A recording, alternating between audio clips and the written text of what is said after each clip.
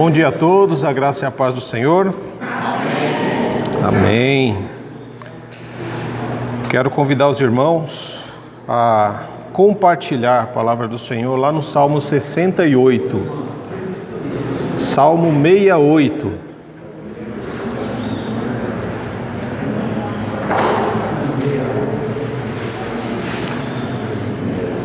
Salmos 68.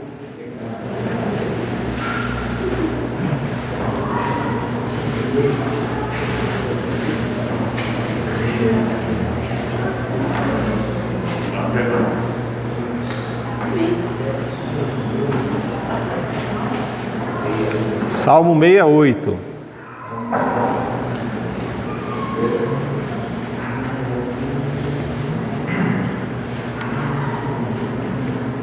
Amém? A partir do verso 4. Cantem louvores a Deus e ao seu nome. Exaltem aquele que cavalga sobre as nuvens. Seu nome é Senhor. Alegrem-se em sua presença. Pai dos órfãos, defensor das viúvas, esse é Deus, cuja habitação é santa. Deus da família aos que vivem só. Liberta os presos e os faz prosperar. Os rebeldes, porém, ele faz morar em terra árida. Normalmente, quando nós lemos os salmos, dependendo dos salmos que nós lemos, eles são convites. O salmista está sempre convidando as pessoas, ao povo de Deus, ao louvor, à adoração, ao momento de comunhão. E esse momento não é diferente. O salmista aqui, Davi, ele convoca o povo, olha, cantem ao Senhor, cantem louvores a Deus, exaltem o nome do Senhor. Ele não é qualquer um, ele é aquele que cavalga sobre as nuvens. Seu nome é Senhor. E quando nós falamos que o seu nome é Senhor, o Senhor aqui é aquele que cria todas as coisas, é aquele que sustenta todas as coisas, é aquele que dá livramento, é aquele que vem cavalgando sobre as nuvens com socorro para mim, para você, para aqueles que esperam nele. E a esse Deus, ele vem socorrer órfãos, ele vem defender viúvas. Ele é um Deus que ele não vem de qualquer lugar, ele vem de uma habitação santa, porque ele é um Deus santo. E ele faz uma coisa extremamente importante para nós, Ele dá família aos que vivem só. Talvez você tenha uma família, mas tem muitas pessoas que não têm famílias. E tem gente que vive numa família, mas ele preferiria viver só, pela família a qual ele se encontra. Tantas pessoas anseiam por uma família e Deus, ele reúne o seu povo e faz desse povo uma família, chamada igreja. O lugar onde o Senhor abençoa com vida, com alegria, com disposição, com paz, com tranquilidade, com bênção sem medidas. Esse é o lugar da família do Senhor, é o lugar onde o povo de Deus se encontra, aonde aqueles que estavam presos, seja fisicamente, seja espiritual ou emocionalmente, ele traz liberdade e faz com que essas pessoas alcancem saúde, prosperidade, cuidados que só o Senhor pode dar. Mas aqueles que vivem na rebeldia e resistem ao chamado do Senhor para fazer parte da família, esses o Senhor permite que eles vivam em lugares secos, lugares em que os relacionamentos não são profundos, não são verdadeiros, são relacionamentos que não geram vida, são relacionamentos secos. Por quê? Porque decidiram não fazer parte dessa família chamada igreja que o Senhor tem reunido para abençoar. Se você se reconhece como família de Deus, como povo santo e separado do Senhor, se você entende tudo isso que eu te falei aqui, o Senhor te convida nessa manhã a cantar louvores a Ele, a exaltar o nome dEle, porque se você está aqui é porque Ele te chamou, é porque Ele te sustentou, é porque Ele te deu livramentos. E essa é a hora de nós cantarmos como uma espécie de retribuição, porque nós não temos nada que possa retribuir o que o Senhor faz por nós. Mas o que nós podemos é colocar nossa vida no altar do Senhor e cantar como se esse fosse o último culto da sua vida, como se esses fossem os últimos instantes em que você estivesse na comunhão desta igreja e que talvez Jesus viesse. Enquanto estivermos aqui louvando, talvez Jesus venha. Já parou para pensar nisso? Será que nós estamos prontos? Será que quando o Senhor, se de repente a gente está aqui no louvor e o Senhor volta, como é que Ele vai te encontrar no louvor? Qual a sua forma de louvar? Te agradeço, meu Senhor. Será que é assim que Ele vai te encontrar, louvando a Ele? Se você fosse Deus e você chegasse e alguém estivesse louvando para você desse jeito, será que você ia ficar contente? Acho que não, né? Então é a oportunidade que você tem de louvar o Senhor com a sua vida, com a sua alma. Não apenas de lábios, mas de coração.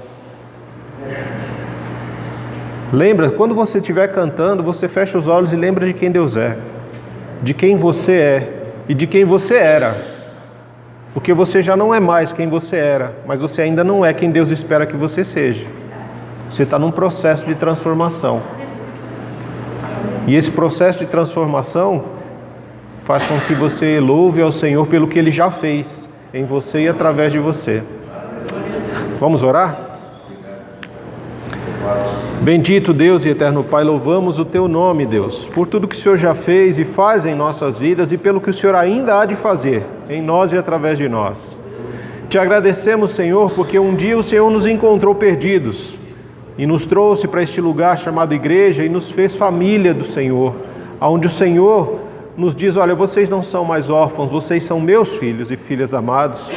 Eu os amo e eu quero que vocês sejam felizes, prósperos, que vocês realmente vivam a alegria do Senhor nos seus relacionamentos.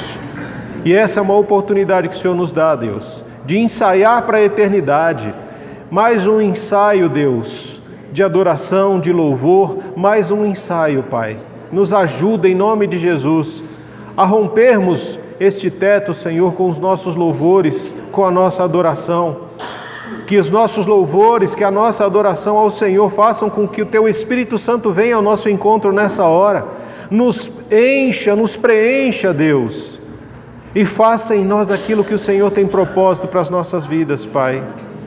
Que toda e qualquer distração, que toda e qualquer preocupação ou chateação, ó Deus, caiam por terra em nome de Jesus. Que nós tenhamos um momento nessa hora de liberdade para cantar, para louvar, para exaltar o Teu nome, assim como o salmista Davi nos convoca a fazer isso, Senhor. Em nome de Jesus é a nossa oração, Pai. Amém. Amém. Graças a Deus. Amém. As músicas de hoje são músicas voltadas à adoração e louvor ao nosso Deus. Porque muitas vezes a gente esquece do quão grande é o nosso Deus, esquecemos o que Ele fez na nossa vida, passando várias situações na vida e a gente, ai meu Deus, e agora o que eu faço? Ai Cristo, parece que esqueceu tudo que Deus já fez na vida. Mas só aquele momento. Então, essas músicas são para que a gente lembre que o nosso Deus é grande, poderoso e é sobre todas as coisas. Amém? Nós possamos levantar para a gente orar um pouco.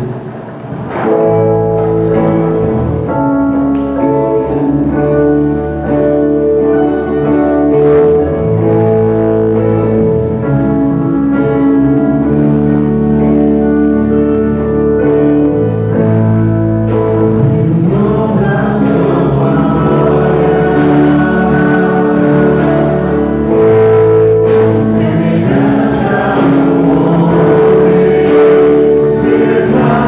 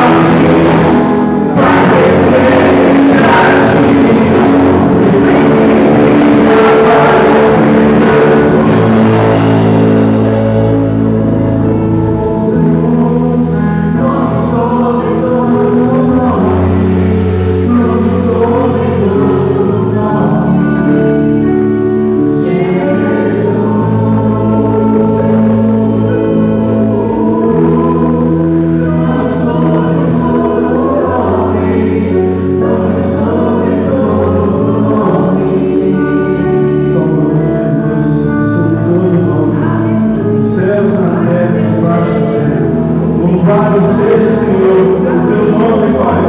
Louvado seja, só o Senhor é santo e poderoso, digno de toda a honra e toda a glória, Pai. Louvado seja para hoje e sempre, Deus. Sempre, aleluia. Nome do Senhor,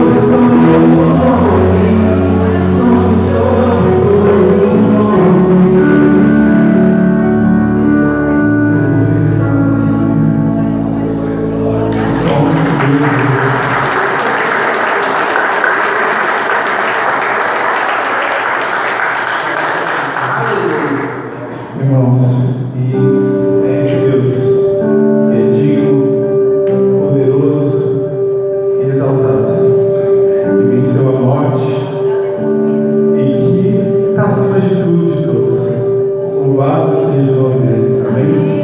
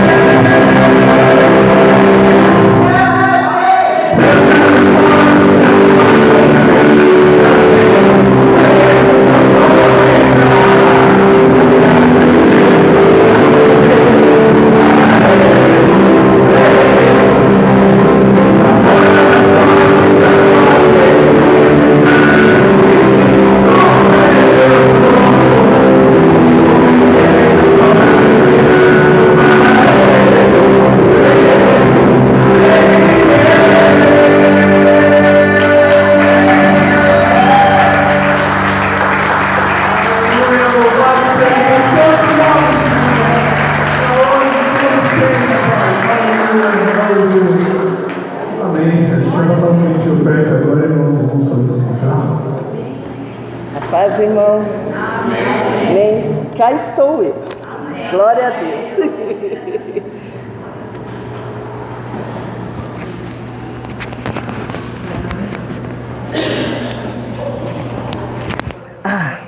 Amém. Bem, aqui estamos, glória a Deus por isso. Nós vamos nesse nosso momento de oferta, dízimos, é um momento de agradecimento. Amém? Em Atos 20, no versículo 35, de longe eu vejo. Em tudo o que fiz, mostrei-lhes que mediante trabalho árduo, devemos ajudar os fracos, lembrando as palavras do próprio Senhor Jesus que disse: há mais felicidade em dar do que em receber. Amém. Nesse momento, o Senhor está falando para cada um de nós, nos incentivando a dizimar e a ofertar.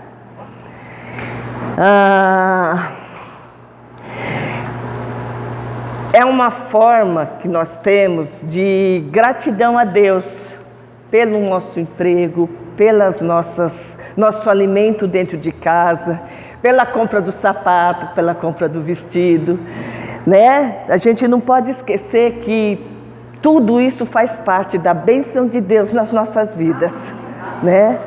E da mesma forma como foi ontem, né, nos ensinado que no estudo que tivemos ontem à tarde, e quando a gente abre o guarda-roupa e tira a roupa velha, Deus abençoa com roupa nova. Tira o sapato velho, Deus abençoa com sapatos novos. E da mesma forma é dízimos e ofertas. Da mesma forma que nós contribuímos, Deus nos abençoa. Amém? Dízimos, ofertas, visitas, palavras. Eu tenho muito a agradecer que essa semana eu recebi muita mensagem. Aí eu falava, eu não posso ler, eu não consigo ler. Aí as irmãs desligavam e mandavam mensagem para mim ouvir. Foi dízimo, foi oferta na minha vida. Amém? Porque quando a gente não está bem, é tão gostoso a gente receber, né? Então foi uma forma que Deus me disse assim: olha, é mais gostoso você dar do que você receber. Apesar que eu fiquei feliz em receber, mas me incentivou a doar da minha vida mais e mais. Tanto na casa do Senhor, como na vida dos irmãos, como na vida dos que estão lá fora, né? E a palavra diz, né, que devemos ajudar os mais fracos. Não mais fracos A gente deve ajudar os mais fracos, mas na palavra, na oração, na contribuição, no alimento, na visita, né? Falou comigo. Nossa, essa semana eu queria tanto ver gente na minha casa e não tinha, porque eu não podia. Eu queria sair, também não podia, né? E aí a gente sente que com tudo isso, Deus tratou, Deus sustentou e Ele tem nos ensinado isso. A cada dia, pelo menos, é o que eu sinto. Amém? Então, que nós temos esse momento de ofertar, de dizimar, de agradecer, gratidão a Deus em todo o tempo. Amém? E aproveitando, né, que eu já estou aqui, sobre os momentos de oração, né, durante a semana, eu tive muita dificuldade na leitura, né, mas ouvi. E ouvir também foi muito bom. Muito gostoso, porque a gente ouve a palavra, o marido lê uma passagem na Bíblia e a gente orou, agradeceu. Essa semana, que nem eu falei, se eu pudesse, eu queria chamar algum irmão para vir para cá. Ou se eu pudesse, eu queria ir, mas não podia. Aí a gente sente, pelo menos eu, que o Senhor falou comigo: quando você estiver bem, vá. Quando você estiver bem, convide. E é a forma que o Senhor me ensinou, né? E gratidão a Deus por isso também em todo o tempo. Amém? Graças a Deus, eu creio que já estou no limite, já estou saindo desse problema. E creio que foi assim, pela vontade do Senhor, sem reclamar, né? Sem ficar murmurando, mas agradecendo em todo o tempo. Amém? Deus abençoe a todos. Já vamos orar pelos dízimos e pelas ofertas? Os irmãos, coloquem seu envelope na mão e vamos estar agradecendo a Deus. Senhor Jesus, aqui estamos, Pai querido, para louvar, te agradecer, engrandecer o teu nome, agradecer, Senhor, pela noite que tivemos de descanso e agradecer, Senhor, pelo dia de hoje, com esse dia lindo, maravilhoso de sol, estarmos, Senhor, aqui reunidos na tua casa. Senhor, aqui estão, Senhor, os irmãos com dízimos, ofertas, pedimos a Ti, esteja abençoando, esteja, Senhor, prosperando a cada um, Senhor, com a Tua unção, Tua graça, Tua misericórdia, Senhor. Senhor, visita, Senhor, o celeiro de cada um, abençoa o emprego de cada um, e aqueles, Senhor, que estão esperando uma porta de serviço, uma porta de emprego, Senhor, esteja preparando também. Te damos glória, te damos graças por tudo, Senhor. Abençoado seja, Senhor, o dia de hoje, Senhor, na vida de cada um. É o que eu oro e agradeço em nome de Jesus. Amém. Pode. Amém. Tocando mais uma música, os irmãos que quiserem fazer suas ofertas. E por isso que nós levamos para a gente fechar o chão, amém?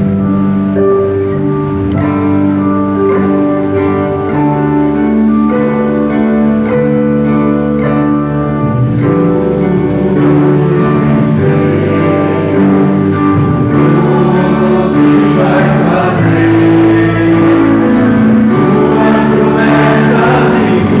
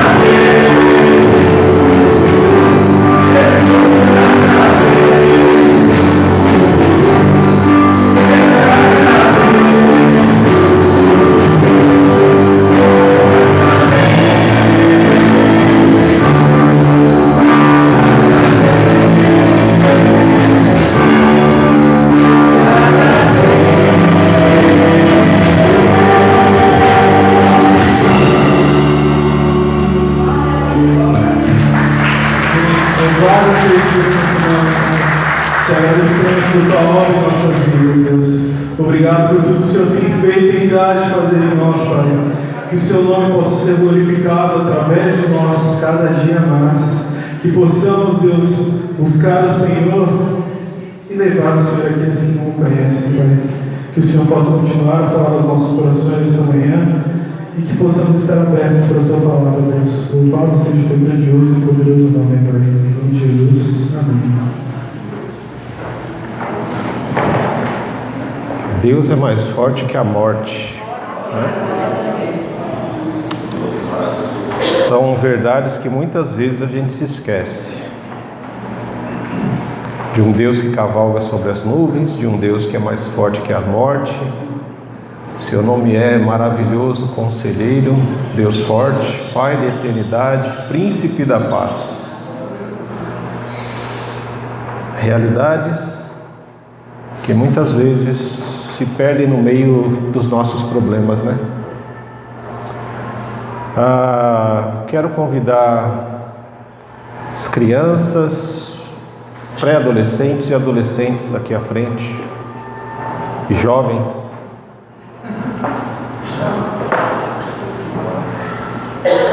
É só jovem de verdade, tá? Não é você que se sente jovem não, tá? Você que se sente jovem, você vai ficar aqui comigo.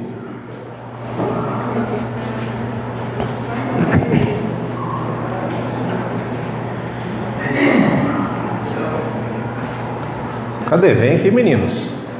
Os meninos jovens.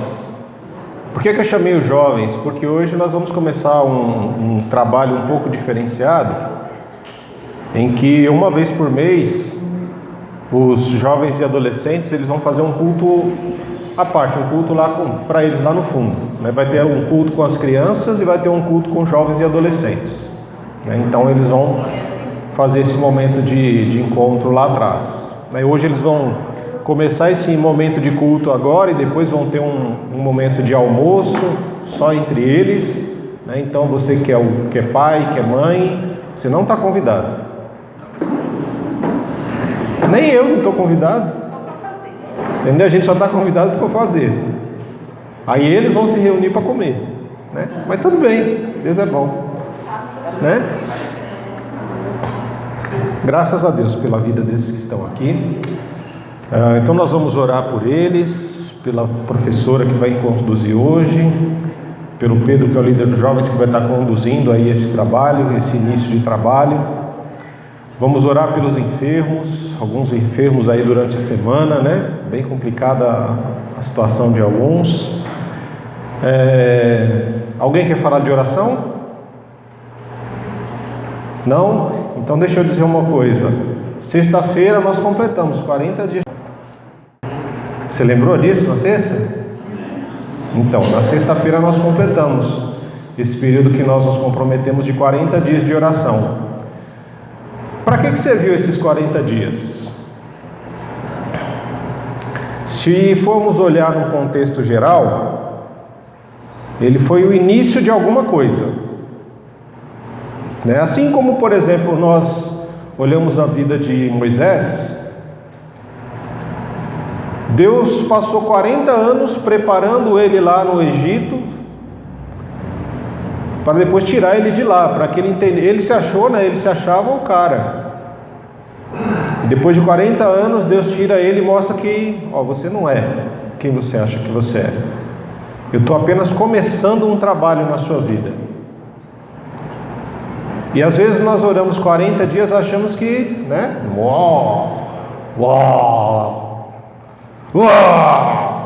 Super crentes agora. 40 dias.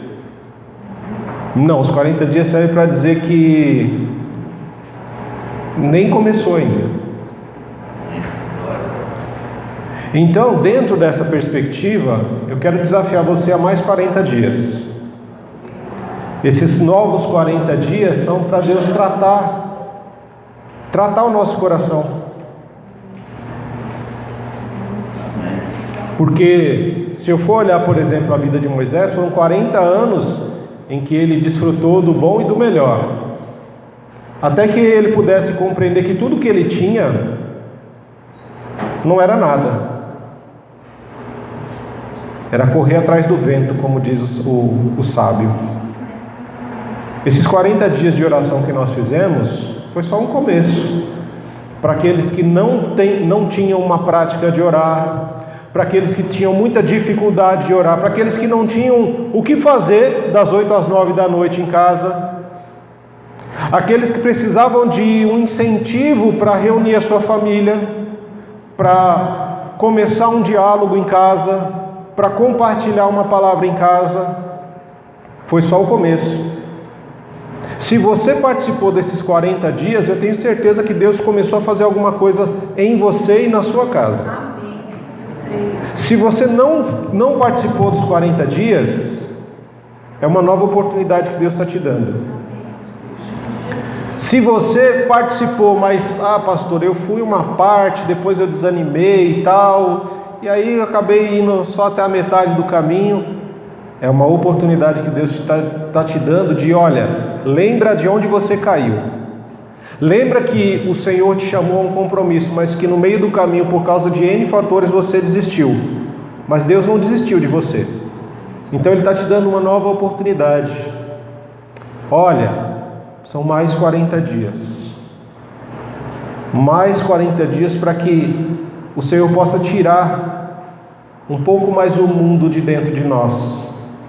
Um pouco mais da nossa carnalidade, da nossa mundanidade, para que Deus possa colocar bons pensamentos, boa palavra no nosso coração e na nossa mente, para que Deus possa trabalhar em você, através de você, na sua casa, com seu cônjuge, com seus filhos, com seus vizinhos, talvez, né? Você também pode, no momento da oração, chamar um vizinho, chamar um amigo, alguém que não conheça Jesus para participar. Olha, eu quero que você entenda o que é servir a Jesus, o que é ter a alegria de se reunir ao redor da mesa e de orar ao Senhor pela nossa família e com a nossa família, né? Então é uma nova oportunidade, são mais 40 dias, irmão. Depois eu vejo quando termina, porque o meu objetivo não é saber quando termina, mas é saber que nós vamos fazer. É saber que nós precisamos assumir compromissos na nossa vida, que nós precisamos assumir novas fases, e a gente vai falar um pouco dessa questão de fases daqui a pouco, tá? Então eu quero te convidar a se colocar de pé comigo nessa hora. Oração? Meu irmão, cara, ele está numa semana, estava chegando lá, agora na cirurgia do coração, lá na Bahia, foi embora,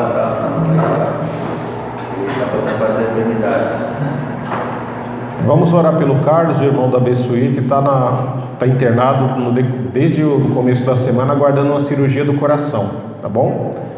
Pastor, eu peço pelo meu sobrinho lá na Bahia, que sofreu um acidente de moto, né? Ele está internado, arrombado, sedado. Ele foi quarta-feira, passou por 3 cirurgias que não vamos fazer. Deus esteja bom. Qual o nome dele, irmão? É Marcelo. Orar pelo Marcelo, sobrinho da irmã Nilce, que sofreu um acidente de moto, está no hospital.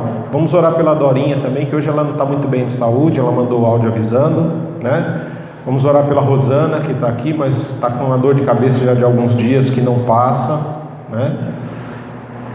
Eu queria pedir oração para o meu tio, ele vai começar um tratamento do câncer, né? Ele, no começo ele relutou, mas agora ele está mais comprovado. Ele chama Roberto.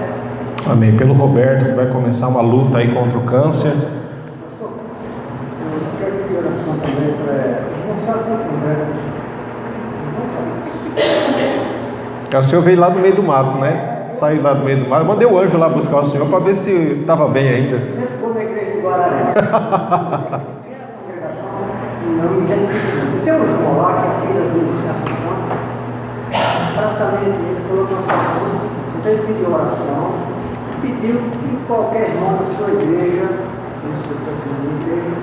fez uma oração por ela, já que está uma situação muito difícil, ela está praticamente. Ele falou, irmão, se me fala uma palavra, porque ela está podre. Essa é a realidade.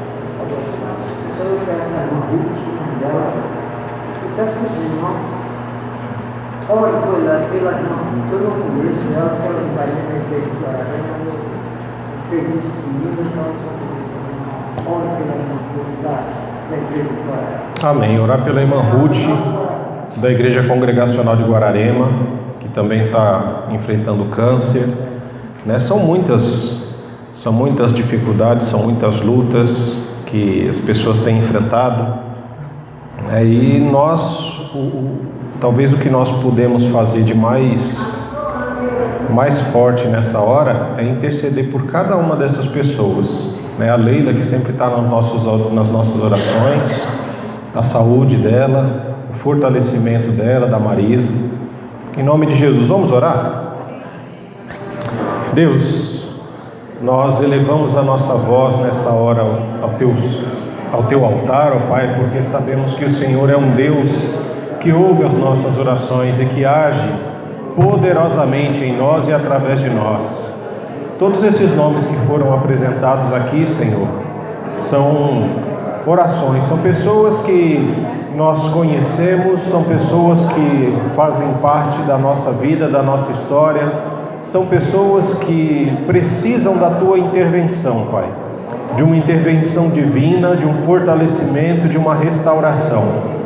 Por isso nós colocamos todas essas pessoas neste momento em oração ao Senhor, rogando ao Senhor que poderosamente haja de acordo com a Tua palavra, de acordo com o Teu poder, de acordo com a Tua vontade, Senhor. Que em nome de Jesus, ó Pai, haja cura, haja libertação, haja restauração nessas vidas, Pai. Mas que acima de tudo haja salvação, Deus.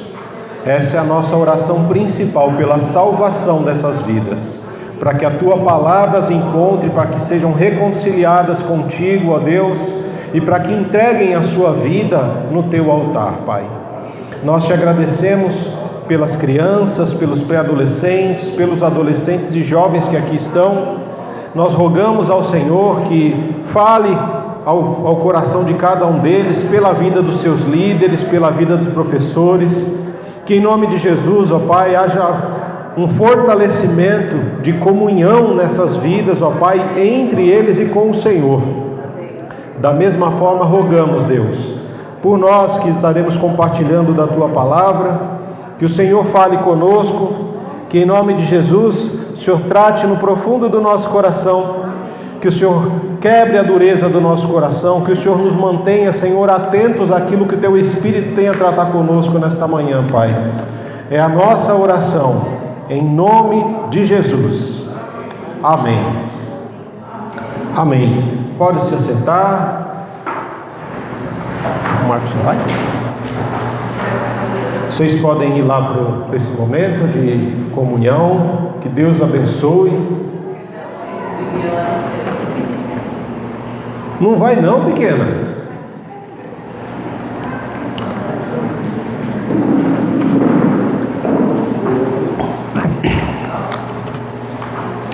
Bem, nós que vamos permanecer aqui,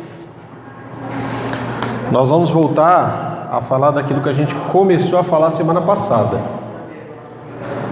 do Ministério do Discipulado Cristão, lá no livro de Mateus, no capítulo 16.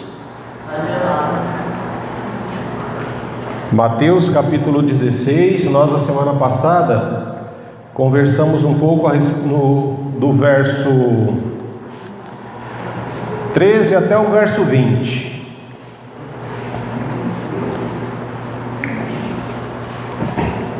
Foi um momento em que Jesus,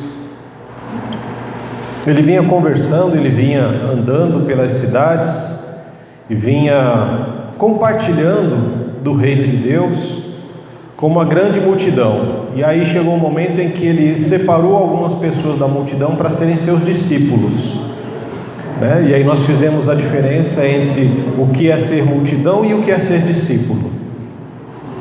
Posteriormente, quando Jesus está reunido ali com os seus discípulos, ele procura primeiro compreender o que a multidão entende sobre quem ele é. E depois que a multidão expressa, que não sabe quem Jesus é, Jesus vai e pergunta diretamente para aqueles que o Senhor havia separado para ser os seus discípulos: e vocês, quem vocês dizem que eu sou? E aí nós trabalhamos essas questões de que somente o Pai pode revelar a nós quem é o Filho e somente o Filho pode revelar quem nós somos. E então nós deixamos algumas questões para pensar no decorrer da semana, de quem Jesus diz que você é, o que você tem feito com a autoridade que o Senhor tem te dado e se você tem cumprido a missão que Jesus te chamou para fazer, que é a missão de fazer discípulos, né? Hoje eu quero ler com vocês no capítulo 16, a partir do verso 21. Nós vamos ler 3 versículos. Verso 21 do capítulo 16 de Mateus. Daquele momento em diante, Jesus começou a falar claramente aos seus discípulos que era necessário que ele fosse a Jerusalém e sofresse muitas coisas terríveis nas mãos dos líderes do povo, dos principais sacerdotes e dos mestres da lei. Seria morto, mas no terceiro dia ressuscitaria. Pedro o chamou de lado e começou a repreendê-lo por dizer tais coisas. Jamais, Senhor, disse ele, isso nunca lhe acontecerá. Jesus se voltou para Pedro e disse: afaste-se de mim, Satanás. Você é uma pedra de tropeço para mim. Considera as coisas apenas do ponto de vista humano e não da perspectiva de Deus. A palavra do Senhor, lá no Salmo 25, diz que a intimidade do Senhor é para aqueles que o buscam. E a esses que buscam ao Senhor, o Senhor revela os seus propósitos, os seus planos, né? E quando nós observamos esse texto, nós entendemos que após Jesus caminhar pela Galileia, por Cafarnaum, pela Judéia e Samaria, ele separou essas pessoas para estarem mais próximas dele. E aí o que nós vimos na semana passada foi que Jesus revelou a esses mais próximos quem ele era. Que ele era o Cristo, o Filho do Deus vivo. E agora, nessa passagem ele começa a revelar para nós a sua paixão, a sua missão, o caminho, o seu caminho, o caminho que ele escolheu seguir.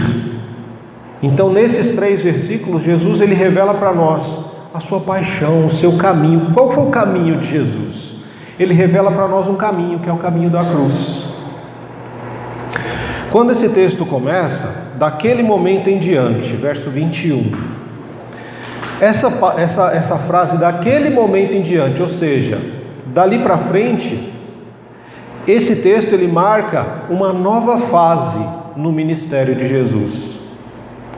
Essa fase que começou lá em Mateus, no capítulo 4, verso 17, quando ele soube que o João Batista tinha sido preso, e aí ele começa o seu ministério, ele começa a ministrar, ele começa a pregar às multidões o arrependimento.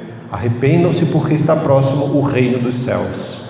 Então, de Mateus, capítulo 4, verso 17, até aqui, Mateus 16, verso 20, digamos, né? Porque no 21 é daquele momento em diante. É uma nova fase no ministério de Jesus. Até aqui, o Senhor vinha falando às multidões da Galileia, de Cafarnaum e outras nações sobre o reino de Deus. Jesus vinha ensinando, como ele fez lá em Mateus do 5 até o 7, ele ensinou sobre o que é o reino de Deus, quem são as pessoas que vão participar desse reino. A partir do capítulo 8 de Mateus, ele começa a mostrar isso na prática, o que é o reino de Deus na prática.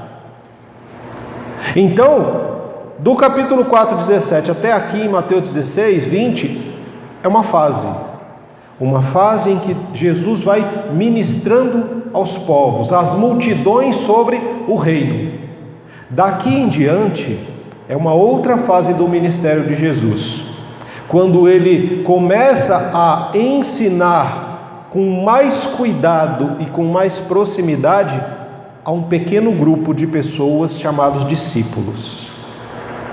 Mas o que ele vai ensinar? Ele vai falar sobre a sua morte, sobre o seu sofrimento, a sua morte e a sua ressurreição. É isso que ele vai ensinar para essas pessoas que estão mais próximas dele. E o que eu aprendo com essa fala de Jesus, né? Daquele momento em diante, que essa nova fase na vida de Jesus, essa nova fase do ministério. Eu aprendo que a nossa vida, ela é feita de fases. E nós precisamos encerrar uma fase para viver outras. A nossa vida, ela é feita de fases. E a gente precisa encerrar uma fase para começar a viver outras. Por que eu digo isso? Porque nós vemos muitas vezes pessoas presas ao passado. Tem muita gente que vive hoje, mas presa a um passado.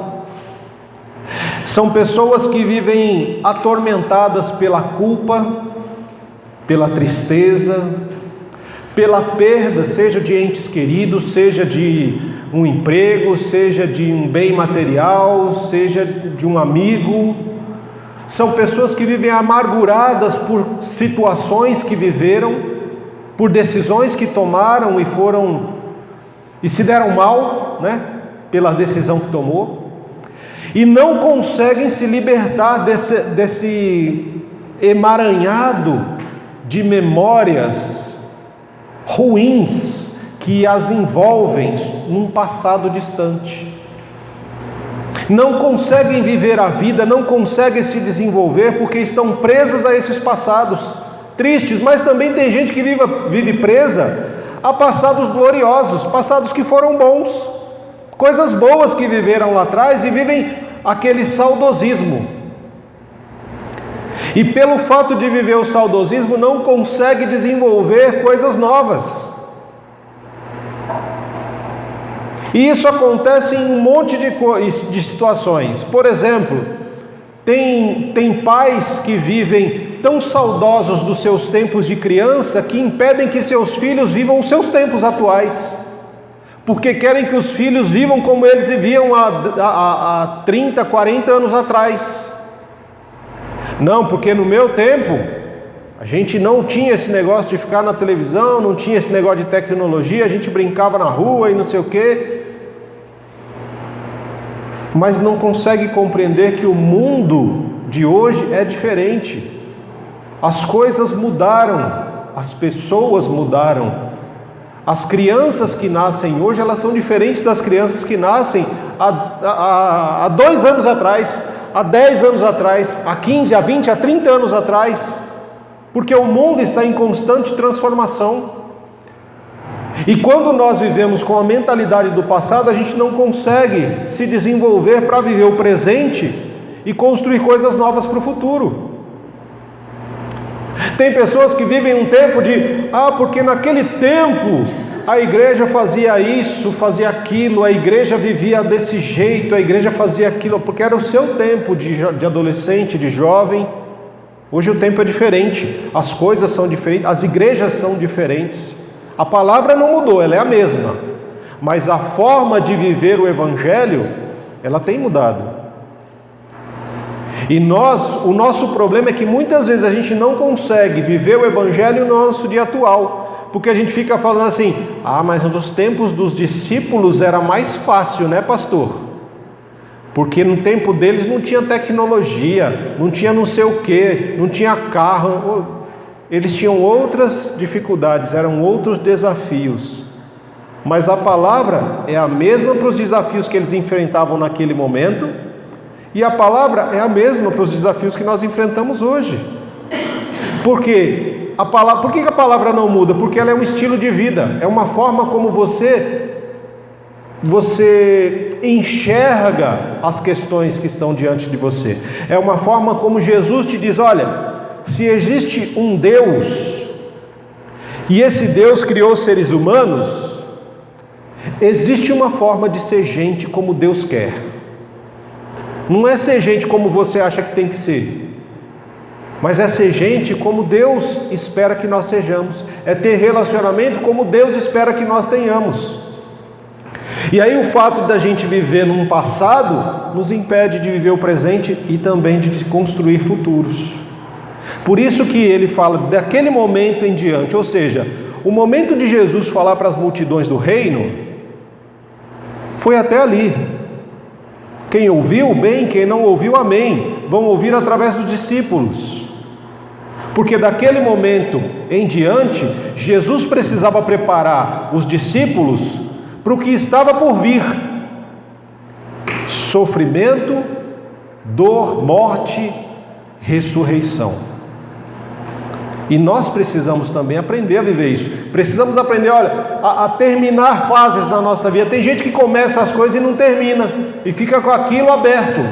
Você precisa começar a terminar aquilo que você começou, porque senão você vai ser conhecido como aquele que só começa, é fogo de palha. Começa as coisas, mas não termina. Assume um compromisso, mas não vai até o fim. Deixa as coisas pela metade. Quando as coisas ficam um pouquinho mais difíceis, não quero mais. Porque a multidão, lembra que nós falamos, a multidão estava disposta a seguir Jesus até o momento que ela não tivesse que abrir mão de alguma coisa. Enquanto ele estava só recebendo de Jesus, ótimo, vamos recebendo.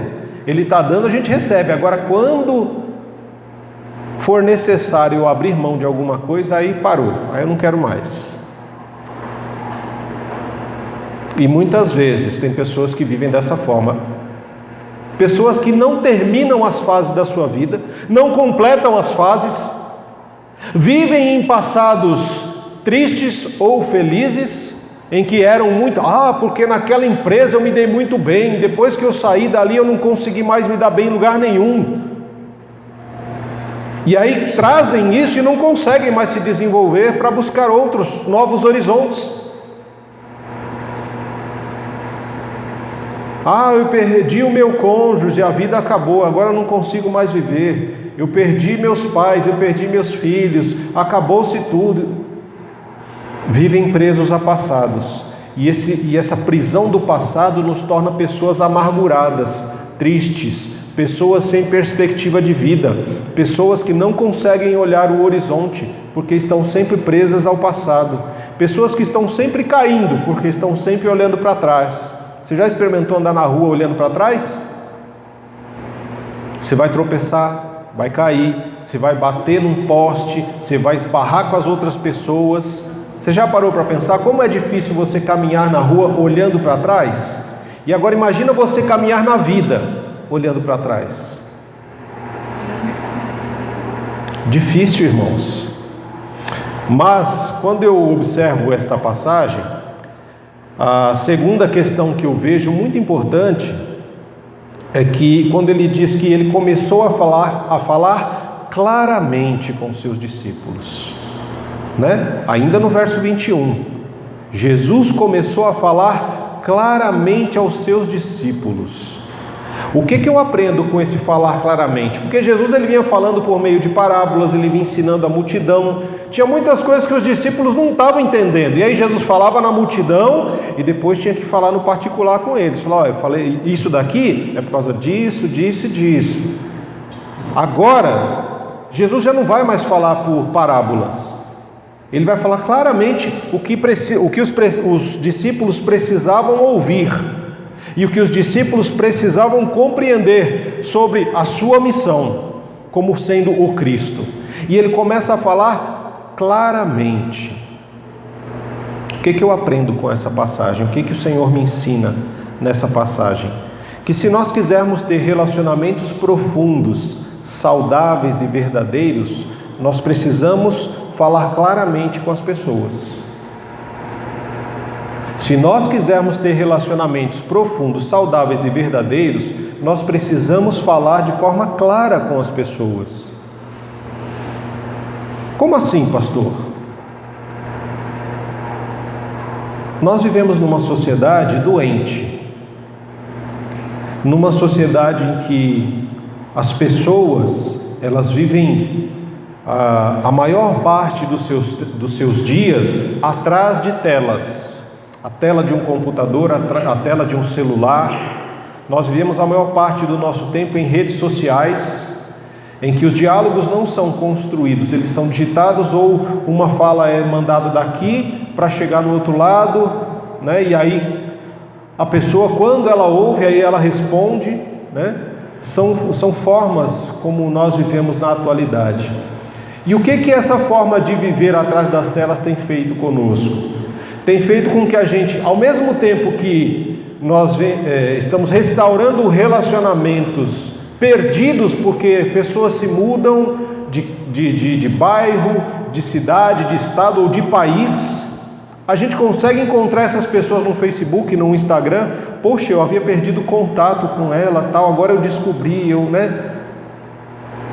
Só que quando muitas vezes nós restauramos o contato com essa pessoa, ela já não é mais a mesma pessoa de quando nós tínhamos intimidade, de quando nós vivíamos ali as aventuras do dia a dia, de quando sentávamos numa mesa para conversar, para comer, para compartilhar da vida e de histórias.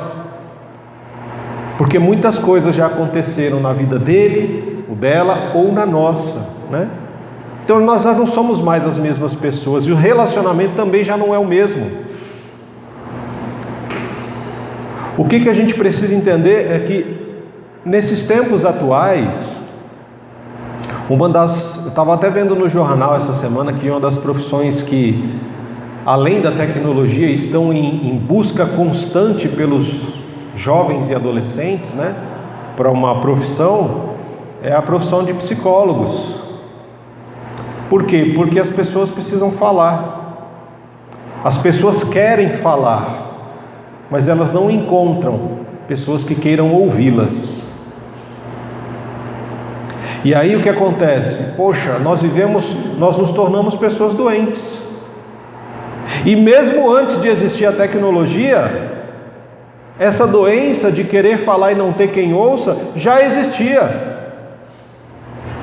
Tiago, no capítulo 5, diz que nós precisamos falar de forma clara uns com os outros, confessando, né, aquilo que está no nosso coração, aquilo que está nos afligindo, e orar uns pelos outros para que a gente seja curado.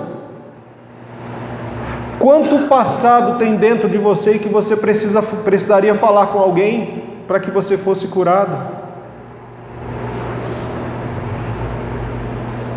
Talvez você não tenha noção da necessidade que nós temos de dialogar, de conversar, de sentar sem a preocupação do tempo com alguém que seja um amigo, um irmão, alguém que possa nos ouvir.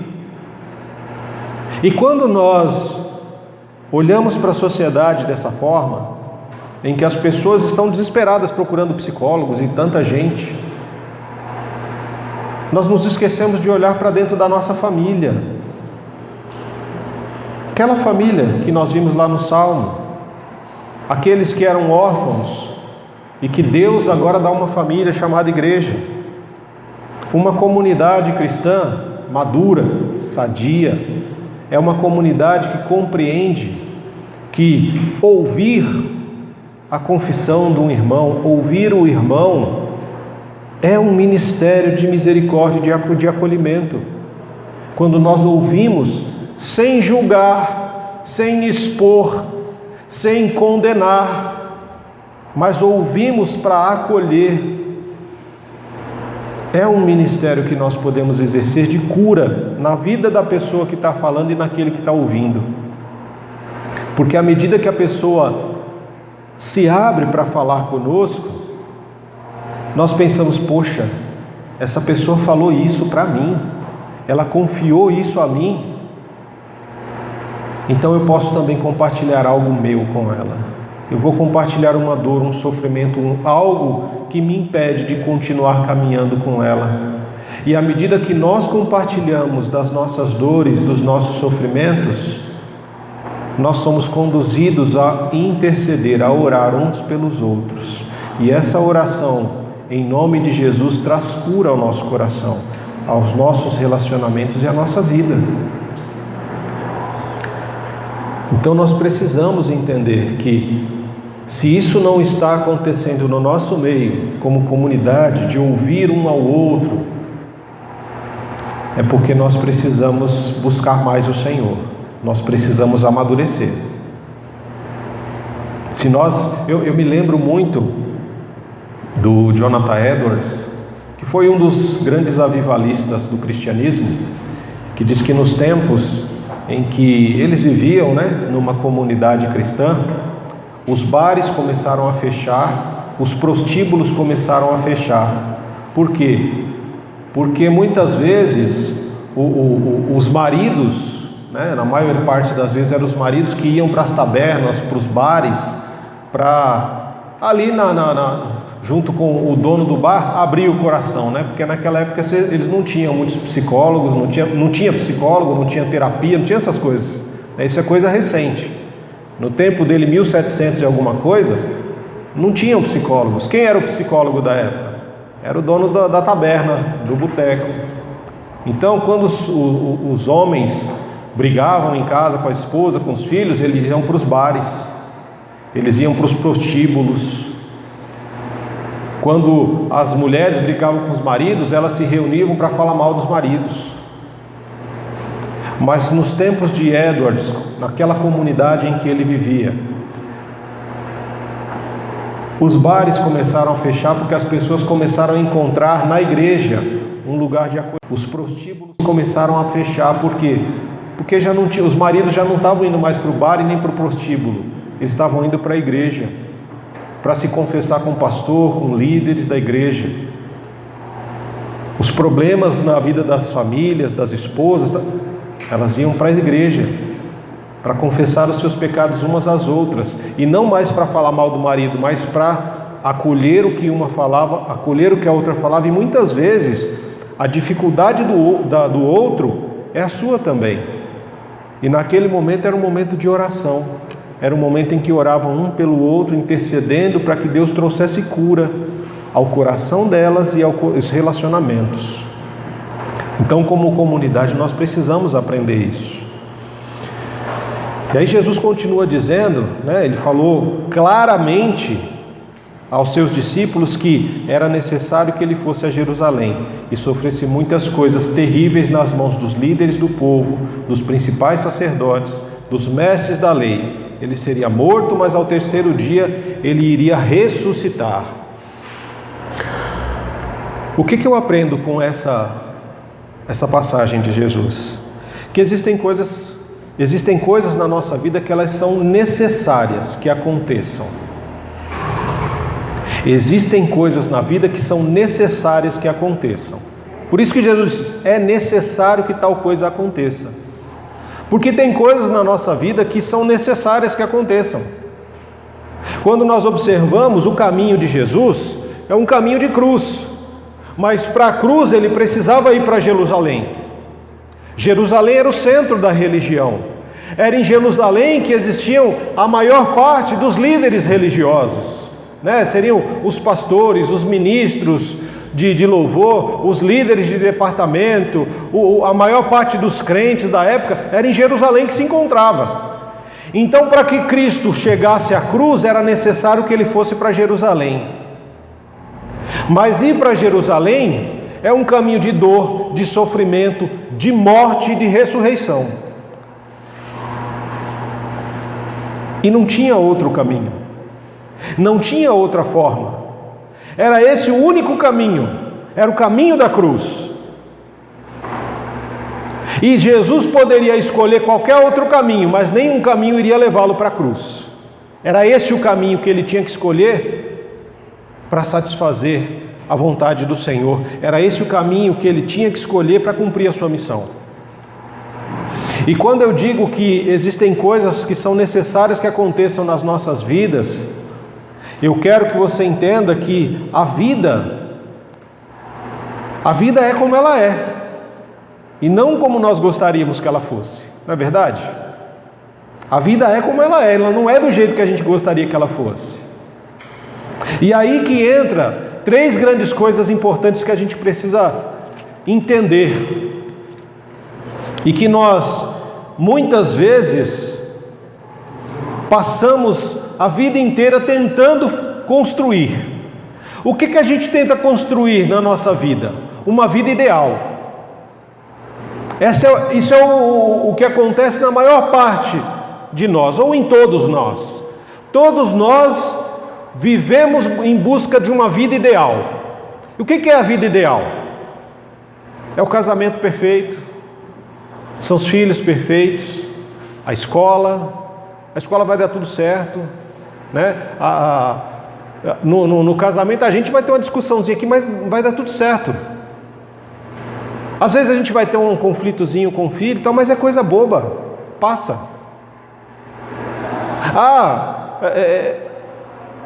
A pessoa está doente, não, mas ela vai ser curada. Fulano vai ser curado em nome de Jesus, não, né? Porque não? Os meus filhos vão viver até...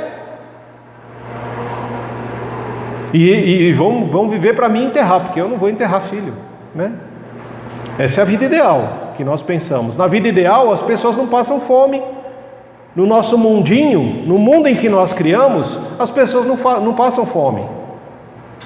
Todo mundo tem o que comer, todo mundo tem uma moradia, né? Na vida ideal, as pessoas não morrem por um celular na rua, não morrem por causa de R$100, de R$10.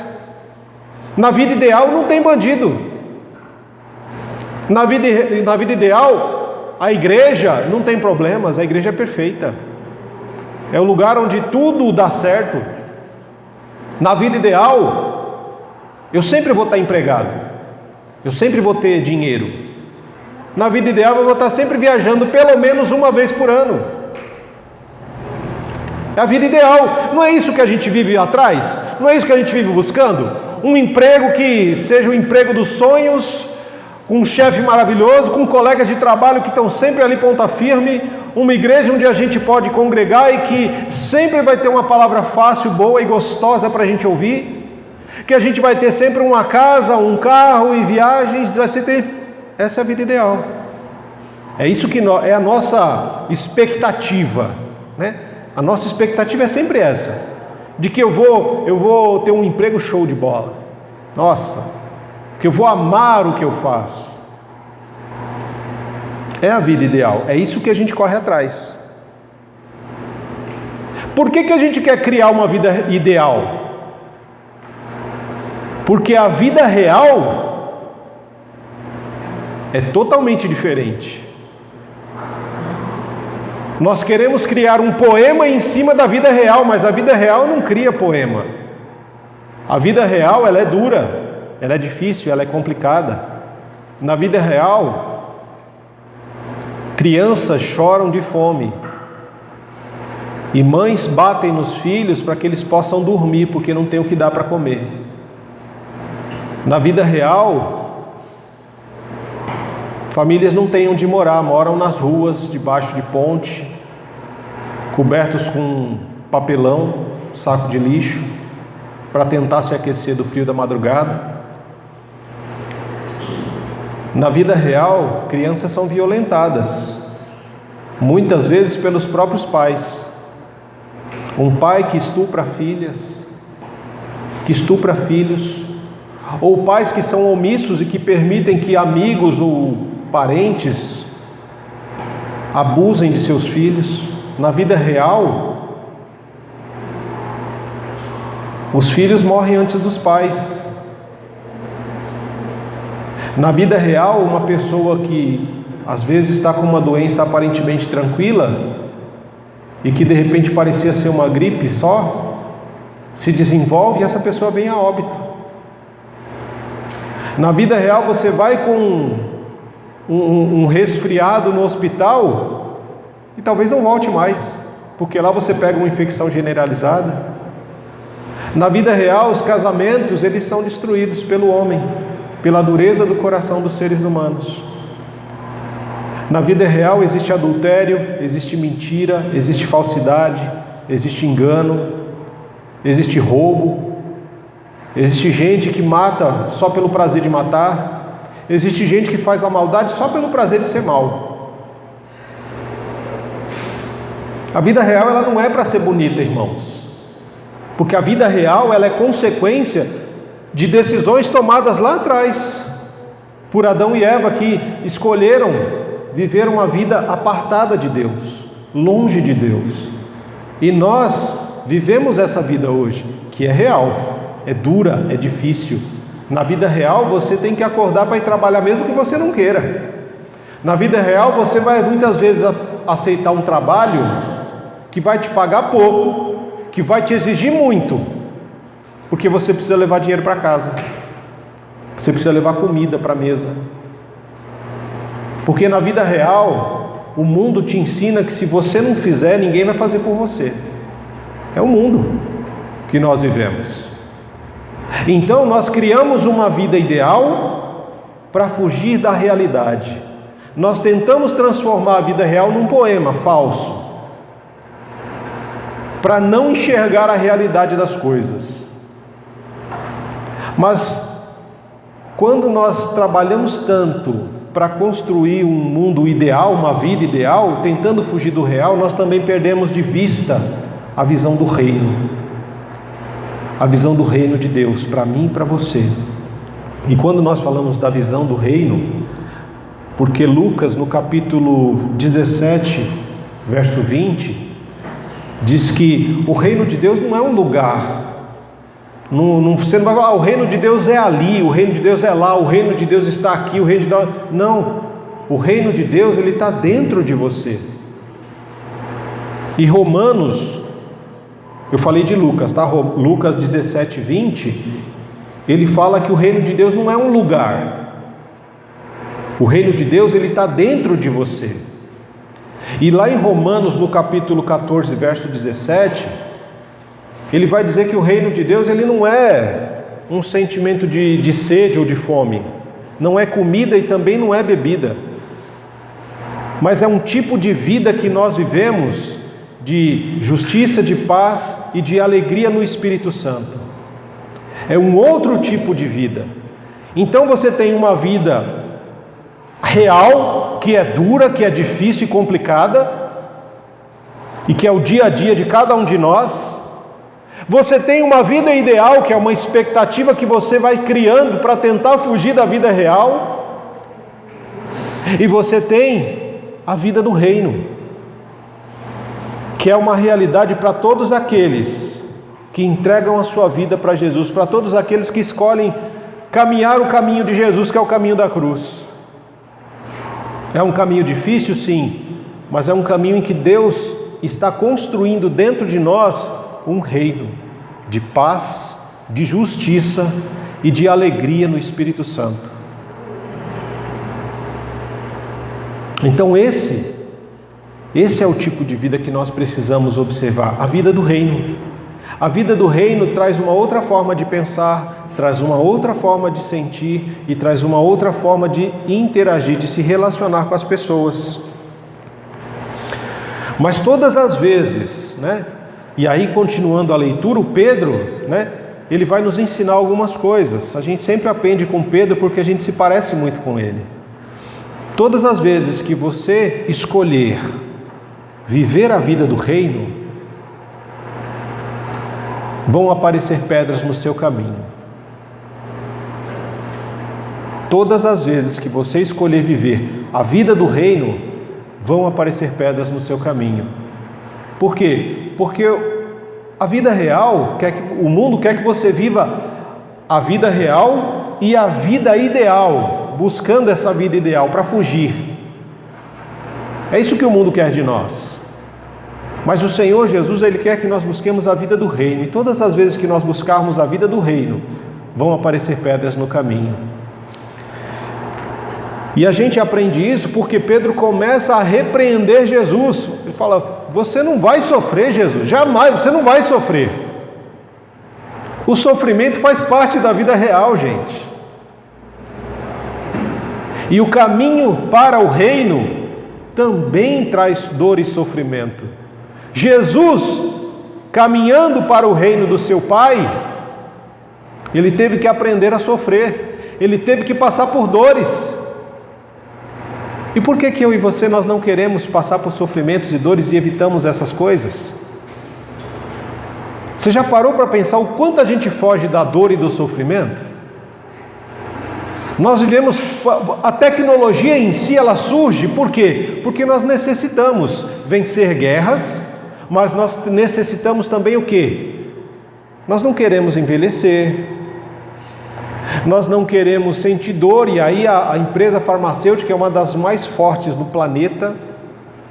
Por quê? Qualquer dor que você sentir tem um paliativo, tem um remedinho, tem alguma coisa para evitar a dor. Mas, e aí, né, a gente fala, mas e quando a gente perde um ente querido? Bem, aí existem profissões, como por exemplo psicólogos, né, que vêm para tentar mostrar para você que existem períodos de luto, que são necessários serem vividos. Mas nós precisamos entender que, se nós não vivermos as dores e os sofrimentos da nossa vida, são fases nas quais nós vamos nos amarrar, nós vamos nos envolver e nós não vamos continuar a caminhada. Porque para viver a vida do reino, é uma caminhada, é uma peregrinação que nós estamos fazendo. E todas as vezes que você escolher viver essa caminhada para o reino, você vai encontrar pedras no caminho. E quando você encontrar essa pedra no caminho, se você estiver olhando para trás, você vai tropeçar e vai cair. Quando eu olho para o Pedro aqui, o Pedro nada mais é do que uma segunda tentativa de Satanás de tirar Jesus do caminho. Porque lá em Mateus no capítulo 4, quando Jesus foi batizado e foi levado pelo Espírito Santo para o deserto, ele foi tentado ali por 40 dias e 40 noites, em todas as áreas da sua vida, para que ele mudasse de caminho, para que ele escolhesse uma outra forma. Ah, Jesus, você não precisa de cruz, você pode transformar a pedra em pão, você pode se jogar daqui e os anjos vão te receber, você não precisa, né? Você pode se jogar da altura do templo, tal. Você não precisa de nada, você só precisa se prostrar e me adorar, Senhor Jesus. E aí eu vou te dar todos os reinos da terra. Eu vou te dar, Jesus, se você se ajoelhar diante de mim, Satanás, né, tentando tirar Jesus do caminho. Se você se ajoelhar diante de mim, eu vou te dar a vida ideal. Você não precisa viver a vida real. Eu vou te dar uma vida ideal. Você vai ser rei sem precisar de cruz. Jesus diz o que para ele? Sai daqui, Satanás, arreda de mim. Isso lá no capítulo 4. Mas a palavra fala para nós que o diabo é como um leão que fica ao nosso redor, procurando uma oportunidade para tentar nos tirar do caminho, para tentar nos afastar dos caminhos do Senhor. E essa é uma outra oportunidade que Satanás encontra. Quando ele não consegue de um jeito, ele tenta de outro. E aí ele vai tentar o quê? Ele vai tentar usar um relacionamento de intimidade entre Jesus e Pedro. Porque o Pedro não estava vigiando os seus pensamentos e o seu coração. E o que eu aprendo com isso? Que o caminho de Jesus é contrário aos interesses humanos. Porque ele vai falar isso, olha, você não está pensando nas coisas de Deus, você pensa nas coisas dos homens. E quando você pensa mais nas coisas dos homens do que nas coisas de Deus, você está mais preocupado em encontrar uma vida ideal para fugir do mundo real, e aí você perde a visão do reino. Você entendeu isso? Quando nós estamos quando não estamos em intimidade com Deus, nós também podemos nos tornar pedra de tropeço na vida das outras pessoas. Pedro não estava numa intimidade, apesar de... Você viu o tempo que demorou? Ele não foi nem de um capítulo para outro. No mesmo capítulo, ele tem uma revelação de Deus sobre Jesus. O Pai diz a Pedro quem é o Filho, Jesus Cristo. Tu és o Cristo, o Filho do Deus vivo. E aí Jesus fala, olha, você teve um grande privilégio, porque nenhum ser humano por si só consegue ter essa revelação, se não vier do meu Pai.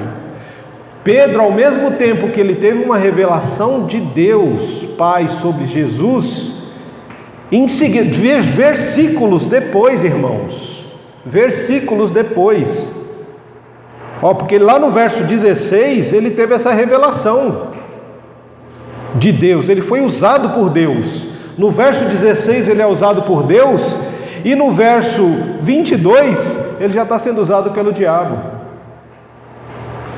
Satanás usou Pedro para tentar tirar Jesus do caminho. Por quê? Porque Pedro não estava vigiando os seus pensamentos e o seu coração. E muitas vezes também nós somos assim. Às vezes, quando nós tomamos uma decisão por seguir a vida do reino, o Senhor nos ensina que a gente tem que parar de olhar para trás, tem que começar a olhar para frente, porque senão muitas pessoas vão se tornar pedra de tropeço no seu caminho. E aí você pode cair. Mas à medida que você olha para Jesus e tem foco no reino, você vai conseguir discernir quando alguém é usado pelo diabo para fazer com que você caia. E você também pode, ou melhor, e você também tem que tomar muito cuidado, porque se você estiver pensando demais em ter uma vida ideal neste mundo para fugir da vida real, você vai perder a visão do reino, e você pode se tornar uma pedra de tropeço na vida de alguém. Pode ser na vida do seu marido, da sua esposa, dos seus filhos, dos seus pais, amigos ou parentes, vizinhos, não sei. Assim como Deus usa pessoas, o diabo também usa. Tudo vai depender de quem tem feito morada dentro do seu coração e da sua mente. Tudo vai depender do que você tem se alimentado. Tudo vai depender do caminho que você escolheu caminhar. Você quer viver uma vida ideal? Você está num caminho de frustrações. Você está num caminho de amargura, de tristeza, de decepção e de morte. Você quer fugir da vida real? Eu te digo que não tem para onde você fugir da vida real, irmão. Você tem que viver a vida como ela é, com suas dores e sofrimentos, como Jesus viveu. Mas existe um jeito certo de viver na vida real. É viver a vida real sem perder a visão do reino. Quando você vive na vida real, aprendendo a viver dores e sofrimentos, perdas, aprender a viver as decepções que a vida real traz para você, mas com uma visão de reino, onde o seu coração, a sua mente estão sendo direcionados e cheios do Espírito Santo, da palavra de Deus, da comunhão dos santos. Essa é a vida que o Senhor tem para aqueles que Ele chama para se tornar família de Deus. São pessoas que vão deixar de viver na visão da perspectiva humana e passam a viver na perspectiva de Deus. São pessoas que sabem que, olha, a vida real é difícil, é dura, sim, mas tem algo no final dela que é muito, muito melhor do que isso que nós vivemos hoje. Existe uma vida num reino, e quando ela for estabelecida plenamente, a dor e o sofrimento não vão mais existir. Elas não vão ser mais maquiadas por uma vida ideal que eu tento construir. Mas a dor e o sofrimento não vão mais existir, porque não vai existir mais a possibilidade de pecado, de ferir o outro, de tentar buscar o reino, porque o reino já vai ter chego. Mas enquanto o reino não é estabelecido plenamente, a gente tem que aprender a viver. Um dia de cada vez, como Jesus diz, basta cada dia o seu mal, não é?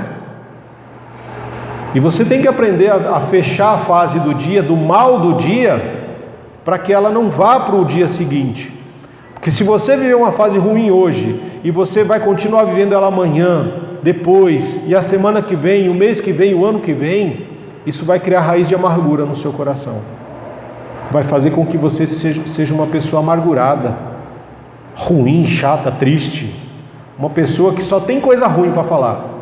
Uma pessoa que só fala de doença, de dor, de coisas ruins do relacionamento. Sempre tem algo ruim para falar do filho, do pai, da mãe, do marido, da esposa. São conversas que não são produtivas. São conversas que não geram vida. São conversas que não cura. Sabe aquele tipo de conversa que você começa a falar um com o outro e aí um tenta disputar quem tá mais desgraçado do que o outro, né? A minha dor é maior do que a tua. Não, mas é porque você não conhece a minha. O meu sofrimento é maior do que o teu. Não, porque você não conhece o meu sofrimento. Ah, e aconteceu isso comigo essa semana. Ah, mas você não sabe o que aconteceu comigo. Sabe aquele tipo de conversa que disputa desgraça? Gente, isso não gera vida. Isso é compartilhar de amargura. Eu compartilho a minha amargura não para ser curado, mas para tentar ganhar da tua, para dizer que a minha é pior do que a sua. Nossa, eu estou com uma unha encravada. Não, porque você não sabe a enxaqueca que eu estou. Não, mas você não sabe a dor que eu estou nas costas, porque você não viu o torcicolo que eu estou. Mas você não, porque eu estou com a Covid, eu estou com câncer, né? Não, mas eu estou com câncer no seio. Ah, mas eu estou com câncer nos ossos, no sangue. Gente, para pensar nisso. Se você é chamado por Deus, se Deus fez todas essas questões, que tipo de vida que você tem procurado viver?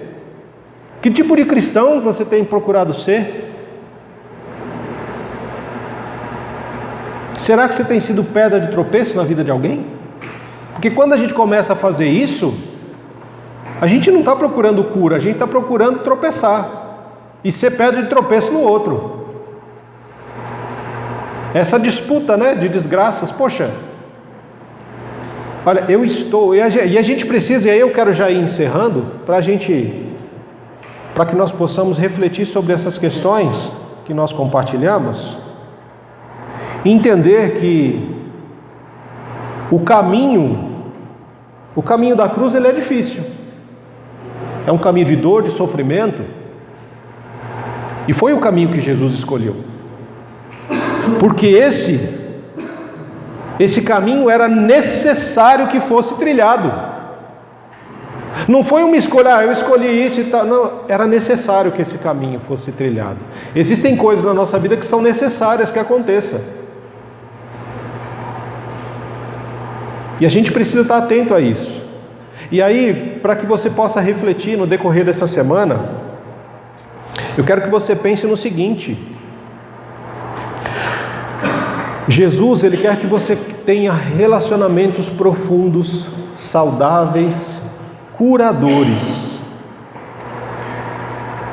E é por isso que você precisa deixar o passado no passado, para poder construir um futuro.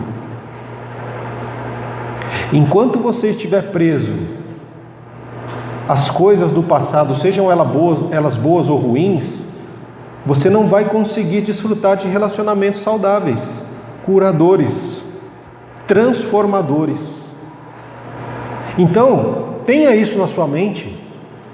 Jesus quer que você tenha relacionamentos saudáveis, profundos, relacionamentos que gerem cura, e não que compartilhe doença. É compartilhar cura. Poxa, o que é o real? O real, poxa, eu tenho doenças, eu tenho dificuldades, eu tenho problemas. Você também tem. E quando a gente compartilha isso, não é para querer ser maior na desgraça do que o outro, mas é para a gente ser curado. Sabe aquela questão, olha, eu tenho uma mágoa, eu tenho uma angústia, põe isso para fora. É como se você enfiasse assim, ó, lá dentro a mão, e pegasse aquilo, trouxesse para fora e falar: irmão, olha, é isso aqui que está me matando, é isso aqui que tem me impedido de caminhar, é isso que está me impedindo de louvar e adorar o Senhor, é isso que está me impedindo de ter uma vida diferente, é isso que eu quero colocar diante de você, porque eu não quero devolver isso para mim, eu quero colocar isso aqui e jogar isso fora. Porque quando a gente disputa desgraça, a gente faz assim, ó, pega, traz, mostra para o outro, aí o outro pega, traz e mostra que o dele é maior, aí eu pego o meu e ponho de volta, aí eu vasculho lá no coração e na mente outra coisa, não, isso aqui foi pequeno, eu tenho que arrumar um maior, aí você pega uma coisa maior para disputar. Gente, vocês dão risada, mas é verdade isso que acontece. Apesar de parecer algo engraçado, não é. Isso é um caminho de morte, isso é um caminho que não gera vida. É um caminho que fala assim, se eu estou numa igreja que vive desse... Eu não quero estar numa igreja assim. Não quero. Eu não quero estar numa igreja onde as pessoas ficam... Sabe quando você entra num lugar, ó, tem um vírus rodando aqui. Aí ao invés de eu abrir a janela, abrir coisa para o vírus ir embora, não. Eu entro e fecho a porta. Não, deixa o vírus aqui. É sério, irmãos, a gente precisa parar com isso, de ficar tentando disputar essas coisas. Jesus quer que você tenha uma vida boa, Jesus quer que você tenha uma vida saudável, relacionamentos saudáveis, relacionamentos que gerem cura, que tragam alegria para o seu coração, relacionamentos que você tenha prazer em desfrutar, em construir, em colocar mais coisas. É um relacionamento, sabe aquela questão assim, olha, poxa, é como se o seu irmão fosse aquela árvore que precisa ser podada, cuidada. É isso. Quando você chega para o seu irmão, você vai com um ministério de cuidado, de cura para ele. Ô irmão, você está com isso, vem aqui, vamos orar sobre isso. Ora, agora você precisa jogar isso fora. Você não pode engolir isso de volta. Já que você tirou e me mostrou para a gente orar por isso, agora joga fora. E eu também tenho uma coisa, traz aqui, olha, eu quero compartilhar isso que está me fazendo mal. E eu quero que você ore comigo também, para que eu possa jogar isso fora. E aí você chega de repente numa conversa, poxa, eu tive um problema com o meu cônjuge, o outro também teve, a gente chega, olha, eu tive esse problema, eu acho que alguma coisa eu agi de forma errada, eu preciso de oração, e a gente ora. Aí o outro, eu também tive um problema assim, assim, assim. E como que a gente resolveu? Com oração, com conversa, com diálogo. Instrua o seu irmão, aconselhe, use e seja usado por Deus como um canal de bênção na vida do outro. Então a primeira coisa que você tem que observar, de que a gente falou, Deus quer que você tenha uma vida saudável, com relacionamentos saudáveis, curadores, e para isso acontecer você precisa largar as coisas do passado no passado. Se você viver preso ao passado, você não vai viver o presente e não vai construir o futuro. Porque o passado só te ajuda a entender o presente, te ajuda a entender onde você está hoje, mas ele não te ajuda a construir um futuro. Para construir um futuro diferente, você precisa ter atitudes diferentes.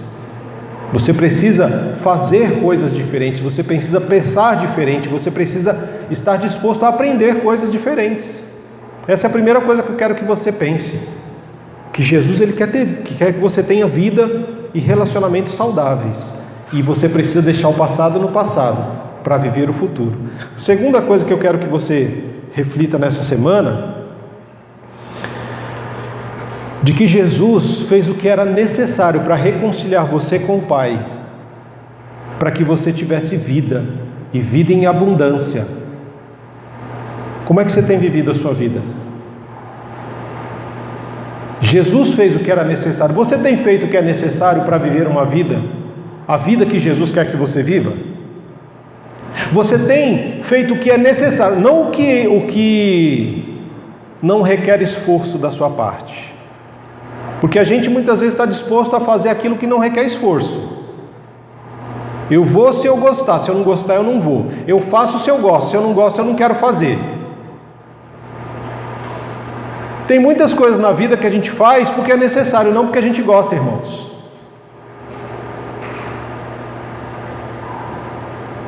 E tem muitas coisas que a gente gosta de fazer e que tem dia a gente não está bom para fazer, mas a gente faz porque é necessário.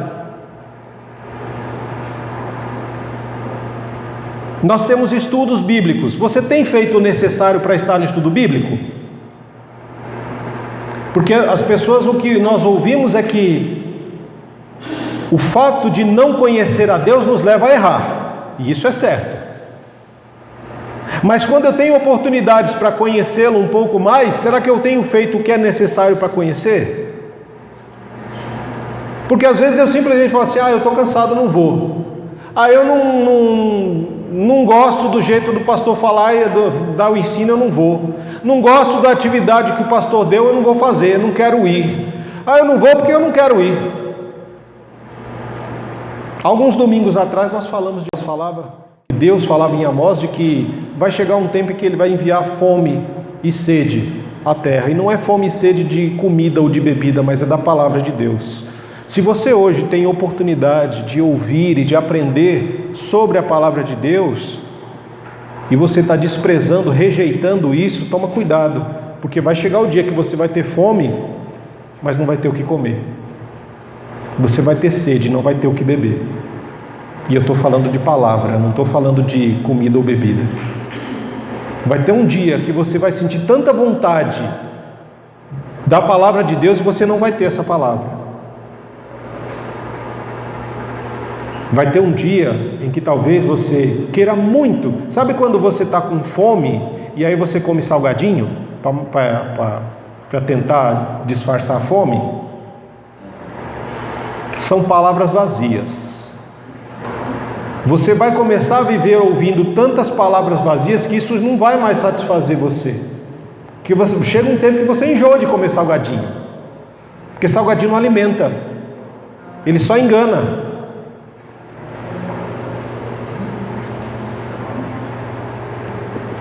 Jesus fez o que era necessário.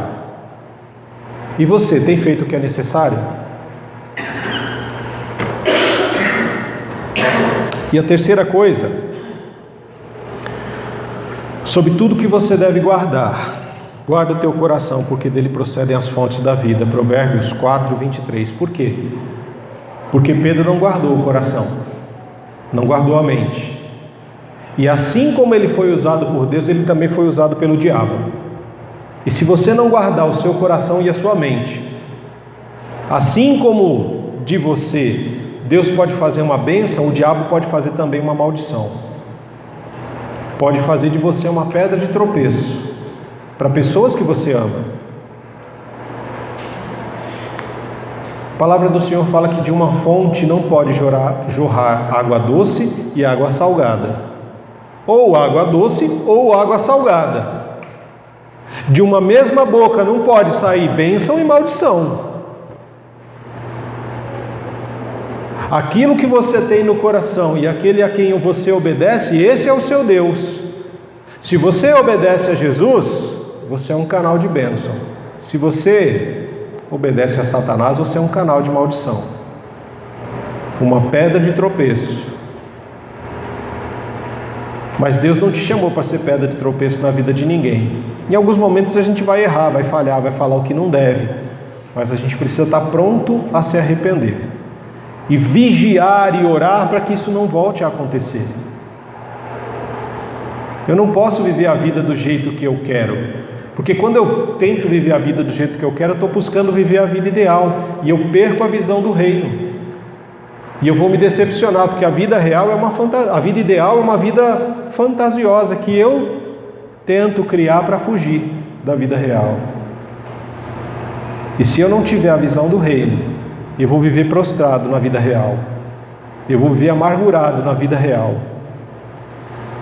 Vou viver machucado e machucando pessoas na vida real. E nós não somos chamados para isso. Nós somos chamados para ser bênção. Nós somos chamados para viver, nós somos chamados para vida em abundância, nós somos chamados para criar e para mantermos relacionamentos saudáveis, curadores, profundos com as pessoas e não relacionamento superficial. E nós somos chamados para viver uma vida de constante oração e orar e vigiar, né? Somos chamados a orar e vigiar constantemente. Para não cairmos na tentação de viver a vida ideal, abrirmos mão da vida do reino. Eu não sei o que tipo de vida você tem vivido, irmão. Não sei se você está tentando viver uma vida ideal,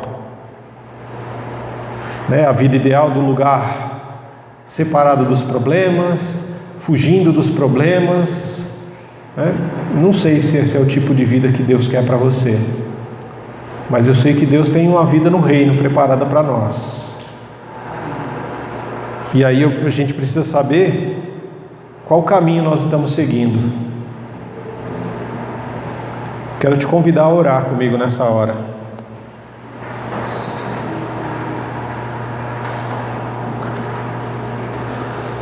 Eu não sei se você é uma pessoa que tem vivido presa ao passado. Eu não sei se você é uma pessoa que só faz aquilo que é fácil para você fazer, ou se você faz além, né? Você faz o que é necessário. Poxa, se eu tenho que perder para estar com Jesus, eu vou perder. Se eu tenho que perder para poder crescer no reino, eu vou perder. Se eu tenho que abrir mão de determinada coisa, eu vou abrir. Mas eu vou fazer o que é necessário. Por quê? Porque Jesus fez o que era necessário para me reconciliar com o Pai. E eu vou fazer o que é necessário para me manter perto do Pai. Eu não sei se você tem vivido preso ao passado, coisas boas ou ruins do passado, e isso tem te impedido de crescer, de se desenvolver. Eu não sei se você é uma pessoa que só faz o básico para estar perto de Jesus. Eu não sei se você tem vigiado e orado. Eu não sei se você tem sido usado mais por Deus ou pelo diabo, porque eu não convivo com você 24 horas. Só você pode saber isso. Mas eu quero te convidar a orar. Se você se encontra em uma dessas 3 situações, eu quero que você fique de pé. Eu não quero saber se você está sendo usado pelo diabo, não quero saber se você vive em inconstância, eu quero saber se você está em uma dessas 3 circunstâncias. Ou vivendo preso ao passado, ou fazendo só o básico para estar perto de Jesus, ou sendo usado muitas vezes pelo diabo na sua vida. Se você se encontra em uma dessas circunstâncias, eu quero que você se coloque de pé, que a gente vai orar por você.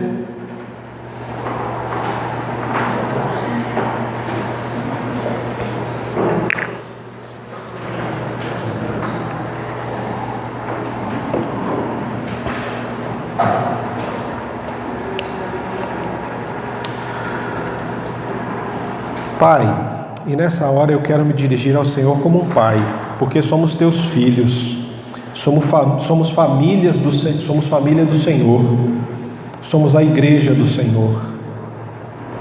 E como filhos e filhas amados do Senhor, alguns de nós têm vivido presos ao passado, Senhor, em mágoas, em amargura, em perdão não liberado ou não recebido, ou em culpa, culpamos tanto a nós mesmos que não conseguimos nos libertar dela. Ou talvez vivemos no saudosismo de tempos em que fazíamos, em que éramos, em que tínhamos, e hoje não conseguimos fazer, ter ou construir porque estamos presos a esse passado que nos amarra, que nos envolve, como se vivêssemos em areia movediça, Senhor. Quanto mais a gente vai se debatendo para tentar sair desse passado e a gente vai afundando cada vez mais nele. Eu peço ao Senhor que nessa hora, assim como o Senhor estendeu a mão a Pedro, quando ele começou a afundar no meio da tempestade, que o Senhor estenda também a mão nessa hora. Segure a nossa mão, nos traga de volta dessa areia movediça do passado, Senhor. Nos limpe dessa areia, nos coloque sobre um lugar seguro que é a tua rocha, que é o próprio Jesus. Sobre o Senhor, Deus, nós queremos edificar a nossa vida, as nossas relações. E em nome de Jesus, Senhor, nos ajuda a fazer o que for necessário para permanecer na rocha e não voltar novamente para a areia movediça. Em nome de Jesus, Senhor, não permita que a gente faça só o que é básico, vir à igreja, participar de algumas programações, mas nos ajuda a assumirmos compromissos diários com o Senhor, para vivermos devocionais na presença do Senhor, com a nossa família, nos lugares onde nos encontramos, que nós possamos criar relacionamento com pessoas que talvez nós nem conhecemos, Senhor, e às vezes dentro da própria igreja, nós vivemos com os nossos irmãos como família, mas não conhecemos o nosso irmão. Não conhecemos as pessoas que estão ao nosso lado, à nossa frente ou atrás de nós, que se sentam conosco, Senhor, porque estamos presos ao passado, afundando em areia movediça. Nos ajuda, Senhor, a nos libertarmos disso. e a permanecermos, a fazer o que for necessário, Senhor, para permanecer em Jesus, para permanecer na palavra, para permanecermos limpos da areia movediça do passado, e assim, Deus, estabelecemos conversas, diálogos, construindo relacionamentos saudáveis, aonde nós sejamos curados, aonde a transformação do amor e do perdão se faça verdade em nossas vidas, aonde a visão de reino seja construída em nós, para que possamos continuar uma caminhada até que esse reino seja plenamente estabelecido em nós e neste mundo, Senhor. E para que isso aconteça, nos ajuda, Senhor, a vigiar e orar. Nos ajuda, Pai amado, a guardar o nosso coração e a nossa mente, para que a gente não venha cair em tentação. Na tentação e sermos usados pelo diabo, para buscarmos uma vida ideal, de lugares ideais, de pessoas ideais, de igrejas ideais, porque isso não existe, Senhor. Não existe, porque nós somos pessoas imperfeitas, e tudo que nós fazemos existe imperfeição, porque são motivadas por egoísmo, por motivações erradas, por prazeres momentâneos. Nos ajuda a viver no mundo real, com a visão do reino, com a visão de paz estabelecida nos nossos relacionamentos, com uma visão de justiça, Senhor, nos nossos relacionamentos, e com uma visão de alegria no Teu Espírito, Senhor. Que as coisas que acontecem ao nosso redor não venham roubar a alegria do Senhor, a paz do Senhor e a justiça do Senhor que está sendo construída em nós, por meio deste reino, Senhor. Este reino que o Senhor começou a estabelecer na minha vida, na vida dos meus irmãos. Nos ajuda a nos conhecermos, Deus, por meio de relacionamentos, conversas, desfrutando aquilo que o Senhor nos deu. O Senhor fez o que era necessário para nos dar vida, e vida em abundância. Então que nós possamos vivê-la para a glória do Teu nome, Senhor. É a nossa oração no amor de Deus, na graça de Cristo Jesus, e na comunhão e na consolação do Espírito Santo, Pai. É assim que nós oramos ao Senhor, em nome de Jesus, e que a Tua igreja, que a família de Deus diga amém. Amém, irmãos. Que Deus nos abençoe, que você possa deixar tudo isso que faz parte do passado, deixa isso aqui, que o Senhor vai jogar tudo fora, e que você possa ir para a tua casa, começar a construir relacionamentos saudáveis, e que este também seja um lugar de construção de relacionamentos saudáveis, curadores, profundos e verdadeiros. Quando isso acontecer, o Senhor será glorificado em nós e através de nós. Que a paz do Senhor seja com vocês, irmãos.